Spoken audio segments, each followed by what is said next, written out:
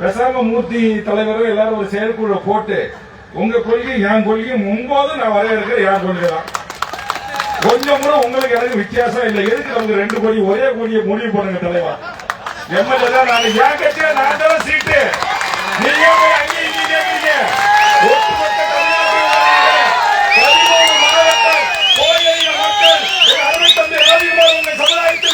மாவட்ட செயலராக ஆக்கி என்னுடைய காலில் சமமாக அமர வைத்து எல்லா உரிமைகளும் உனக்கு இருக்கிறது என்று சமபங்களித்து வாய்ப்பளித்து வழிநடத்துகிற வேல்முருகன் இந்த மாநாட்டில் அழகிருக்கிறேன்.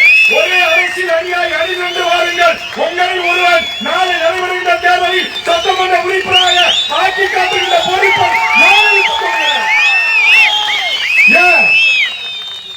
நான் ஒரு பக்கம் ஸ்டாரிங் பிடிச்சா நீ ஒரு பக்கம் ஸ்டாரிங் பிடிச்சிங்கன்னா எம்எல்ஏ ஆக முடியாது. 13 தீர்மானமும் என் கட்சி கொள்கையில் இருக்கிறது. தமிழக வாழ்வுரிமை கட்சியின் கொள்கை குறிப்பேட்டில் இடம்பெற்றிருக்கிறது. அதை தாண்டி நீங்கள் எதையும் கேட்கவில்லை. கண்டிப்பா நீங்க ஒண்ணு எங்களோட வந்து ஆவறீங்களோ இல்லையோ, என்றைக்கா இருந்தாலும் ஒரு நாள் என் தம்பி ராஜ்குமார் தமிழக வாழ்வுரிமை கட்சியின் சட்டமன்ற உறுப்பினராக வருவார். அது எந்த மாற்றம் இல்லை. எங்க அக்கா முத்துலட்சுமி யோசனை பண்ணுது, என்ன நம்ம வீரப்ப மனைவியாச்சு அண்ணனை நம்பி நம்ம வந்தோம், அண்ணன் ராஜ்குமார் கொடுத்துட்டு நம்மள விட்டுருவாரு. கவலைப்படாத அக்கா, வீரப்பன் என்கிற என் சந்தன காட்டு நான் மதிக்கின்ற மாவீரர்களுக்காக கண்டிப்பா கால சூழல் நேரம் மாறி வருது. அதுக்கு சாட்சிதான் எங்க கிருஷ்ணகிரி பிரபாகரன் போன்ற தோழர்கள் மேடையின் முன் வந்து அமர்ந்திருக்கிறார்கள். இன்னும் சில பேர் வந்திருக்காங்க, அவங்க பேரை சொல்லக்கூடாது, கால நேரம் வரும்போது சொல்றேன். எதுக்காக சொல்றேன், தமிழ்நாட்டின் அரசியல் சூழல் தட்பவெப்பநிலை நமக்கு ஏற்றவாறு மாறிக்கொண்டு வருகிறது. ஆதலால் அரசியலை அணிவகுப்போம். இதுவரையில் இந்த சமூகத்தில் பிறந்தவர்களுக்கென்று ஒரே ஒரு சட்டமன்ற உறுப்பினர் இல்லை, ஒரு நாடாளுமன்ற உறுப்பினர் இல்லை என்கிற செய்தி உண்மையிலேயே அதிர்ச்சியாக இருந்தது. இங்க மேடைக்கு பின்னாடி உட்கார்ந்து சரி, இந்த மேடையில் உட்கார்ந்து முகங்களையும் பாருங்க, நல்ல வாட்டச்சாட்டமா, நல்ல வெள்ளையும் செல்லையுமா, எல்லா உடல் வசதியோடு, பேச்சு திறமையோடு, கல்வி தகுதியோடு இருக்காங்க. ஏன் இந்த முகலாம் என் கூட சட்டமன்றத்தில் உட்கார்ந்தா சட்டமன்றம் தீட்டா போட்டுரும்? என்ன குறை? வரும் ஜனவரி மாதம் தமிழக அரசுடைய சட்டமன்ற பட்ஜெட் கூட்டத்தொடர் நடக்க இருக்கிறது. அன்றைக்கு உங்களுடைய இந்த 9 தீர்மானத்திலும் அடங்கியிருக்கிற சார் அம்சத்தின் கோரிக்கையை எம்எல்ஏ இல்லை என்று கவலைப்படாதீர்கள், நாடாளுமன்ற உறுப்பினர் இல்லை என்று கவலைப்படாதீர்கள், நமக்காக யார் பேசுவார்கள் என்று கவலைப்படாதீர்கள். உங்களுக்காக வேல்முருகனின் குரல், இந்த மண்ணில் வாழ்கின்ற அனைத்து மக்களின் வாழ்வுரிமைக்கான குரல் ஓங்கி ஒலிக்கும், ஓங்கி ஒலிக்கும். நான் ஒலிப்பேன். ஆனா நாட்டுடைய முதலமைச்சர் கனிவோடு பரிசீலித்து இவங்க ஒன்னும் பெருசா கேட்கல, யாருடைய வீட்டுல உலக ஒதுக்கிறத இவங்க எடுத்துக்கல, யாருடைய வருமானத்தை இவங்க புடிக்கல. இந்த மக்கள் உண்மையிலே உடல் உழைப்பு தொழிலாளர்கள், வேர்வு சிந்து உழைக்கக்கூடியவர்கள். 31 வேல்முருகன் இல்லாத ஒரு தமிழ்நாடு முதலமைச்சர் அமைச்சரவை அமையாது. ஏன்னா போன வாரம் தொட்டி நாயக்கர் சமூகம், நாயக்கர் சமூகம் எல்லாம் ஒண்ணு கூடி வேல்முருகன் தான் கூப்பிட்டா மாநாட்டுக்கு சிறப்பு அழைப்பாளரா. 22ஆம் தேதி 2 கோடி தேவேந்திரர்கள் வாழ்கின்ற என்று சொல்லக்கூடிய என் தேவேந்திர குல வேளாளர் மக்கள் தென்காசியில் மாநாடு நடத்துகிறார். அதற்கும் வேல்முருகன் தான் சிறப்பு விருந்தினர். ஆக காலம் மாறிக்கொண்டிருக்கிறது. என் தமிழ் சமூகம் எங்களை நோக்கி கூர்ந்து கவனித்துக் கொண்டிருக்கிறது. என் ஒட்டுமொத்தமாக இந்த தமிழர் நிலத்தில் வாழ்கின்ற மக்களை நான் மத்தவள மாதிரி ஊசி எடுத்துட்டு வந்து ரத்தம் போட்டு நீ தெலுங்கு, நீ நாயுடு, நீ ரெட்டிமாறு, நீ ஒக்கேலிக்கிறது அப்படிலாம் பார்க்கலங்க.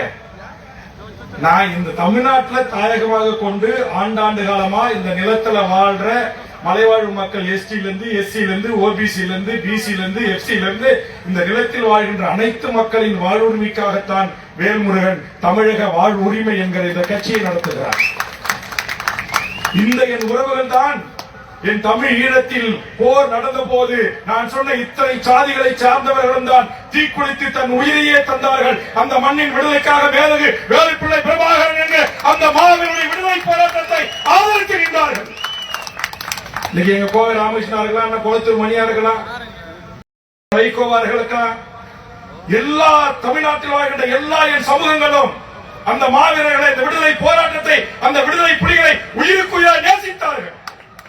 இன்னைக்கு கூட பிரபாகரன் பெயரை சொன்ன உடனே எங்க தலைமை செயலாளர் தலைவர் மூர்த்தி அவர்கள் தான் ஆடாவிட்டால் தன் தசையாடும் என்பது போல அந்த தலைவனை தான் தலைவனாக ஏற்றுக்கொண்ட காரணத்தால் முதல் கைத்தட்டு அவர்கிட்ட இருந்து தொடங்கியது. அந்த புரிதல் எங்களுக்கு இருக்கிறது. நான் கேட்கிறேன், தமிழ்நாடு முதலமைச்சர் அவர்களை, தமிழ்நாடு அரசை பார்த்து கேட்கிறேன், சமூகத்தில் நலிந்து இருக்கிற இந்த மண்ணின் ஆதிக்குடி மக்களாக இருக்கிற இந்த போயர் இன குடும்பங்களைச் சேர்ந்தவர்கள் தமிழ்நாட்டின் IAS அதிகாரியாக எத்தனை பேர் இருக்கிறார்?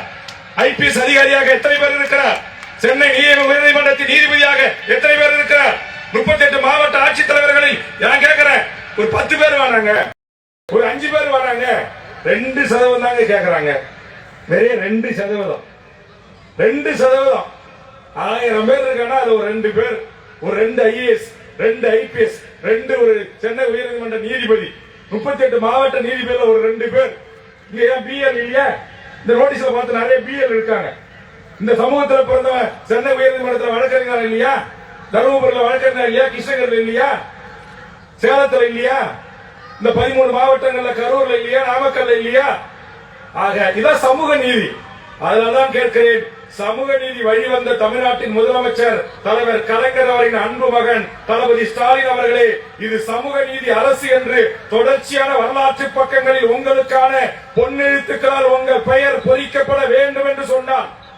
நீங்கள் இருக்கின்ற இந்த காலத்தில் ஒரிசாவை தொடர்ந்து, பீகாரை தொடர்ந்து, தெலுங்கானாவை தொடர்ந்து தமிழ்நாட்டிலும் சாதிவாரி கணக்கெடுப்பு நடத்தி இந்த மண்ணில் வாழ்கின்ற 7 கோடி மக்களுக்கும் அவர்களின் எண்ணிக்கைக்கு ஏற்றவாறு கல்வி, வேலை வாய்ப்பு, IAS, IPS, நீதிபதி போன்ற உயர் பதவிகளை பாகுபாடற்று வழங்க வேண்டும். அதுதான் உண்மையான சமூக நீதி.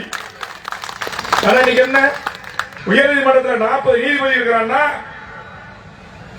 தமிழ்ச்சாதிகளாக இருக்கிற வன்னியர், முக்குளத்தோ, தேவர், நாடாரு, யாதவர், நாயக்கரு, ஒக்கிலிக்கரு, போயரு, கொயவரு, வண்ணாரு, நாவிதரு, முடித்திருத்துவர், எல்லா சமூகமும் சேர்த்து நம்ம 10 பேர் கூட இல்ல. ஆனா மீதி 30 பேர் யார் இருக்கிறான்? முன்னேறிய ஒரே சாதி இருக்கிறான். இது என்ன அநியாயம் இல்லையா? இது அக்கிரமம் இல்லையா?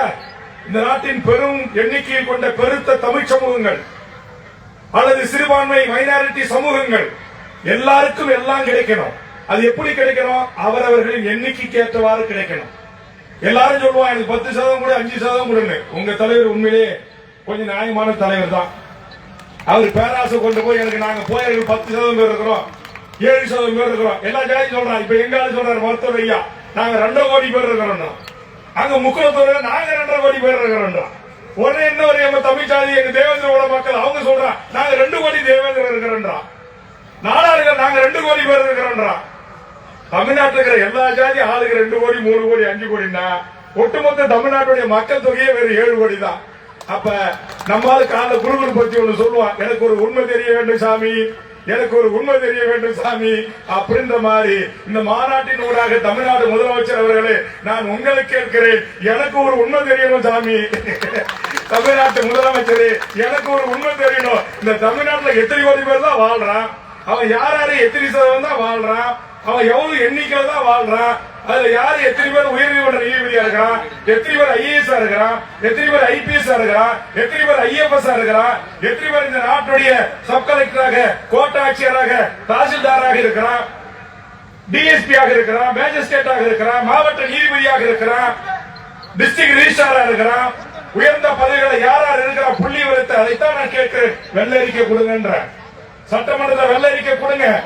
இந்த நாட்டில் வாழ்ந்த 7 கோடி மக்களுக்கும் அவர்கள் எண்ணிக்கைக்கு ஏற்றவாறு எல்லா பதவிகளும் எல்லா சமூக மக்களுக்கும் கிடைக்கணும். நீங்க கிடைக்கல. அதனால்தான் நம்முடைய அருமை சகோதரர் மூர்த்தி அவர்கள் உங்களை எல்லாம் அணிதிரட்டு நெல்லிக்காய் மூட்டையா சிதறி கிடக்கின்ற இந்த சமூக மக்களை அணிதிரட்டி மைய பகுதியான சேலத்தில் ஒரு மாநாட்டை நடத்தி இந்த நாட்டை ஆளுகின்ற அரசிடம் கோரிக்கை வைத்திருக்கிறார்கள். அத்தனை கோரிக்கைகளும் நியாயமான கோரிக்கை. கல்வி, அறிவிலும் பொருளாதாரத்தில் பின்தங்கிய நிலையில் இருக்கும் போயர் மக்களின் வாழ்க்கை தரத்தை உயர்த்த போயர் நலவாரியம் ஒன்று அமைக்கப்பட வேண்டும் என்று கேட்கிறார். ஒன்னும் பிரச்சனை இல்லை. 36 நலவாரியம் இருக்குது தமிழ்நாட்டில். பாவம் விளிம்பு நிலையில் இருக்கிற, கல்லுடைக்கிற, கூலியாக இருக்கிற, தன் ரத்தத்தையும் கையில பூரா போங்க கையெல்லாம் நீட்டு சொல்லி பார்த்தா எல்லாம் கை காப்பு காட்சி போய் இருக்குமா இல்லையா? உண்மையிலே உழைக்கிற அந்த மக்களுக்கு ஒரு வாரியம் அமைச்சு அவங்களுக்கான பிற வாரியங்கள்ல என்னென்ன சலுகைகள் நீங்க கொடுக்குறீங்களோ அதே சலுகைகளை இந்த மக்களுக்கு கொடுங்க. அதை தாண்டி எங்களுக்கு ஒண்ணு வேணும் அப்படின்னு கேக்குறாங்களா? கேக்குறீங்களா? இல்ல. 36 வாரியம் மாதிரி 37வது வாரியம் நியாயமான கோரிக்கை, நான் வரவேற்கிறேன். அடுத்தது நான் பேசிட்டேன். சுதந்திர இந்தியாவில் 75 ஆண்டாட்சி எம்எல்ஏ, ஒரு எம்எல்ஏ கிடையாது, ஒரு எம்பி கிடையாது. கூடிய விரைவில் தமிழ்நாட்டில் வாழ்கின்ற அனைத்து சமூக மக்களுக்குமான அந்த சாதிவாரி கணக்கெடுப்பு நடத்தப்பட வேண்டும் என்பதற்காக ஒரு மிக பிரமாண்டமான கோரிக்கை பேரணியை சென்னை கோட்டையை நோக்கி தமிழக வாழ்வுரிமை கட்சி முன்னெடுக்க இருக்கிறது. அதில் உங்கள் கோரிக்கையும் அடங்கி நாங்கள் வைக்க தயாராக இருக்கிறோம். நீங்கள் அனைவரும் பல்லாயிரக்கணக்கில் திரண்டு சென்னையை நோக்கி வர வேண்டும்.